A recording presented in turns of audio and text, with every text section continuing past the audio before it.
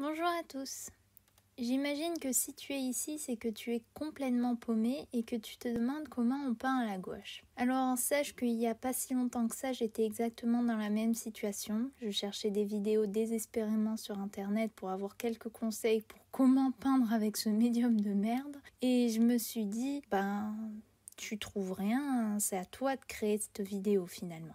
Donc je vais essayer de te donner des conseils, des astuces, te recommander un certain type de matériel et te dire tout ce que tu dois savoir pour si tu veux débuter à la gouache. Alors la première chose à savoir, c'est que la gouache, c'est entre l'aquarelle et l'acrylique, tout en étant très différent de l'un et de l'autre. Je m'explique. Il y a plusieurs caractéristiques de l'aquarelle qui sont communes à l'aquarelle, d'autres qui sont communes à la gouache, mais c'est ni l'un ni l'autre parce que c'est un parfait mélange entre les deux. Mais nous y reviendrons plus tard. Donc il faut savoir que c'est un médium aquarellable, donc diluable à l'eau, opaque, qui a un rendu mat en séchant et en l'occurrence qui sèche très rapidement et qui peut être réactivé avec de l'eau une fois que c'est sec. Donc nous y reviendrons plus tard. Il y a 3 méthodes pour peindre à la gouache. Il y a du clair au foncé comme à l'aquarelle, tu commences avec des couches très diluées et que tu vas opacifier au fur et à mesure que tu peins. Du clair au foncé comme en acrylique, tu commences avec des valeurs sombres que tu vas venir éclaircir avec du blanc petit à petit. Ou un mixte des deux qui s'appelle le thin to thick. C'est la technique traditionnelle à la gouache. En fait, tu commences avec un lavis très clair et dilué au début pour apposer les premières valeurs que tu vas ensuite venir avec des valeurs beaucoup plus sombres détaillées. Et ensuite, en tout dernier, tu vas faire les valeurs les plus claires avec de la gouache blanche. Mais je te montrerai tout ça en démonstration, ne t'en fais pas. Il y a 10 choses à savoir pour quand tu peins à la gouache. Alors, comme je l'ai dit, ta peinture n'est jamais vraiment sèche. En fait, tu vas peindre et si des années après ça te tente de revenir ajouter des détails, tu peux être sûr que les couches de dessous, si tu rajoutes de l'eau, vont bouger. Donc l'acrylique, quand c'est sec, c'est sec. Tu peux le mouiller, le tremper, tu peux faire ce que tu veux. Ça sera solide, ça ne bougera pas. La gouache, c'est pas le cas. C'est comme à l'aquarelle, en fait, il y a une ténacité qui est très faible. Ton pigment n'est pas du tout tenace et il peut bouger avec le temps. Ensuite, pour éclaircir une couleur, il faut privilégier le blanc et non pas l'eau. À la différence de l'aquarelle, quand tu veux éclaircir, tu vas diluer ta couleur. Et en gouache, tu vas faire comme à l'acrylique, tu vas rajouter du blanc dedans. Petit 3, les couleurs claires sèchent plus sombres que ce qu'elles ne sont. Et les couleurs sombres sèchent plus claires que ce qu'elles ne sont. Je répète, les couleurs claires sèchent plus sombres et les couleurs sombres sèchent plus claires. Donc, c'est-à-dire que il va falloir que tu testes tes couleurs à côté, à l'avance, avant de peindre. Parce qu'un jaune, quand il sera humide, te paraîtra beaucoup plus clair. Mais si tu attends quelques minutes, il va s'assombrir. A contrario, un noir, si tu le poses sur ton papier, va te paraître très, très, très foncé. Et en séchant, il va s'éclaircir. Donc c'est aussi quelque chose à garder en tête quand tu peins. Petit 4, la texture. La texture de ta gouache quand tu mélanges, doit ressembler à de la mayonnaise. On te dit souvent ça.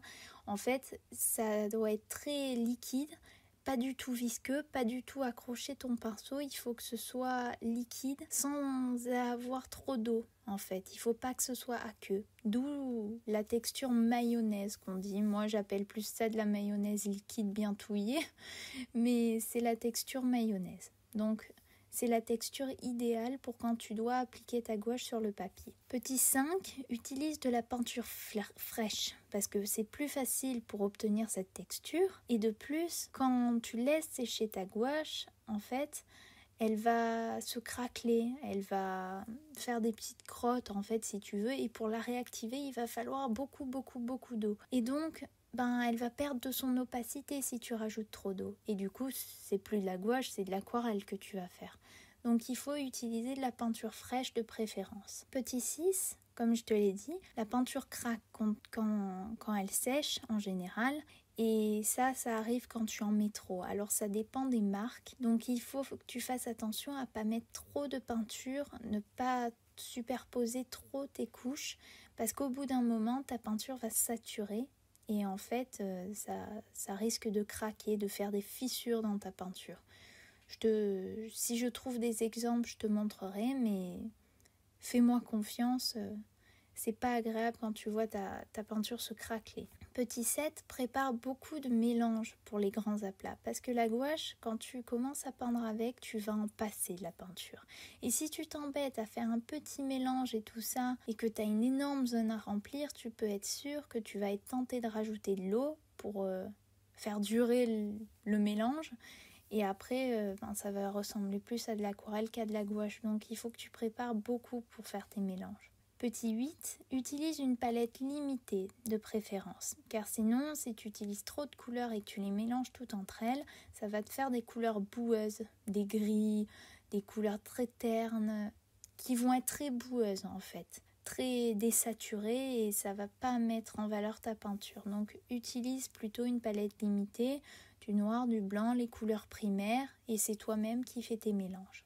Petit 9, travaille en thin to thick. Donc comme je te l'ai dit, d'abord un lavis très dilué pour apposer les premières valeurs, que tu vas venir avec des valeurs beaucoup plus sombres pour détailler et ensuite tu viens avec des valeurs plus claires à la fin pour détailler aussi, mais en ajoutant du blanc. Petit 10, donc dernier conseil, la gouache demande beaucoup moins d'eau qu'à l'aquarelle parce que c'est une peinture opaque comme je t'ai dit. Donc pas besoin de rajouter trop d'eau.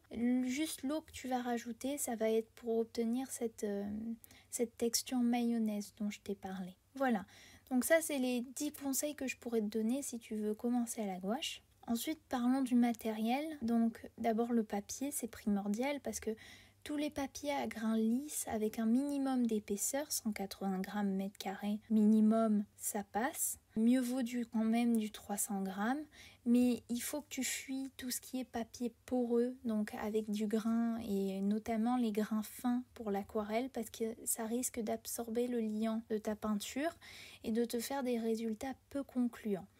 Donc préfère les papiers mix média ou si tu veux prendre du papier aquarelle, tu prends du papier grain satiné. Donc pressé à chaud, c'est un grain qui est très très lisse et qui va te permettre de faire des détails, qui ne va pas absorber autant le liant que ce que le ferait un grain fin par exemple.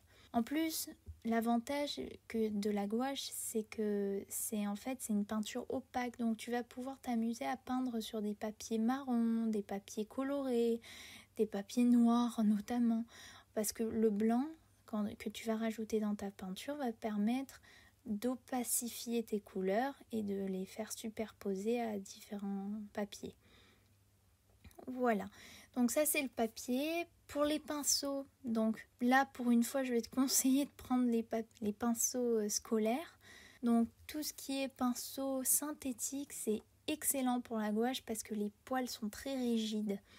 Donc il va falloir que tu te diriges le côté rayon acrylique pour le choix de tes pinceaux et non pas côté rayon aquarelle parce que les pinceaux aquarelle, il faut que tu les fuis parce qu'ils gardent trop d'eau et donc ça va diluer beaucoup ta peinture et ta gouache va devenir transparente. Donc il faut à tout prix les éviter, tous les petits gris, poils de martre et tout ça, il faut que tu évites et que tu t'approvisionnes avec des pinceaux synthétiques. Et choisis des manches courts parce que si tu prends des manches longues, tu vas être vite déséquilibré, ton pinceau va te perturber et tu vas pas arriver à être précis. De plus, ne commence pas avec des pinceaux trop petits parce que tu vas être tenté de faire plein de détails de partout et vu que la gouache s'assèche très vite, ça va pas le faire du tout. Tu vas avoir des démarcations horribles et tu vas vite rager. Donc évite les petits pinceaux, prends des pinceaux intermédiaires et fais varier les plaisirs, prends des tailles carrées, des tailles biseautées, des pinceaux langue de chat,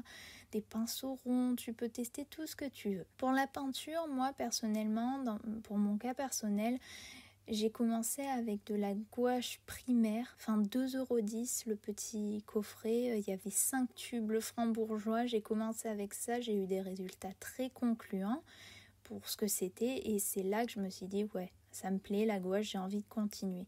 Donc je te conseille de commencer avec des peintures d'études pour voir si le médium te plaît, si c'est pas trop dur pour toi. Et ensuite, je te conseille de te diriger vers la peinture extra fine et notamment les gouaches Linel qui sont franchement une valeur sûre, qui sont pas trop chères, pas comme les Schmincke qui sont hors de prix.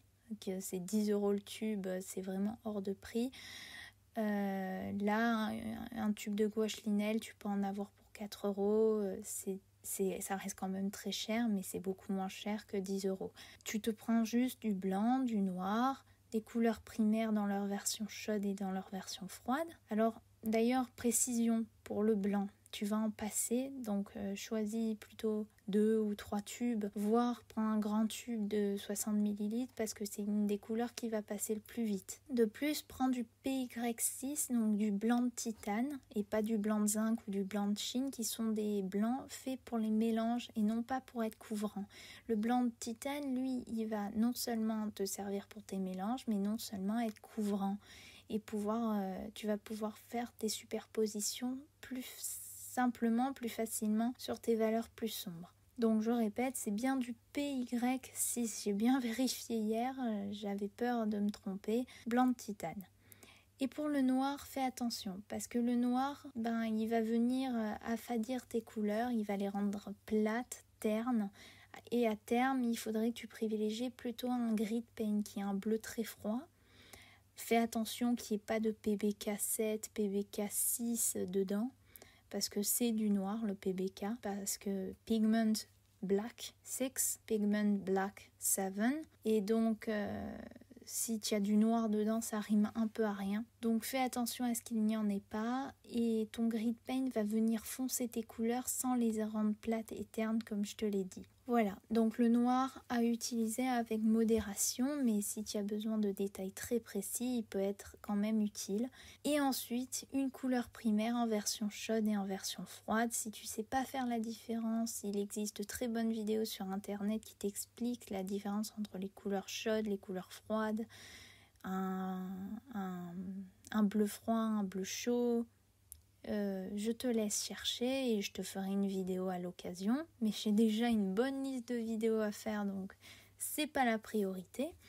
Et voilà, je crois t'avoir à peu près tout dit. J'ai essayé de faire un format un peu plus décontracté que ce que je fais d'habitude. J'ai des notes, mais j'ai pas un script à proprement parler que je lis mot pour mot. À toi de me dire si ça te plaît, si ça ne te plaît pas, si tu préfères justement les vidéos un peu plus rapides, vite fait, bien réglées et bouclées, ou si tu aimes bien ce format-là qui est un peu plus accompagnant. Voilà, donc j'espère que cette vidéo t'a plu, que je t'ai apporté assez d'informations et que je t'ai donné un peu envie de commencer la gouache. Sur ce, je te souhaite de passer une excellente journée, un excellent dessin et à la prochaine fois. Au revoir.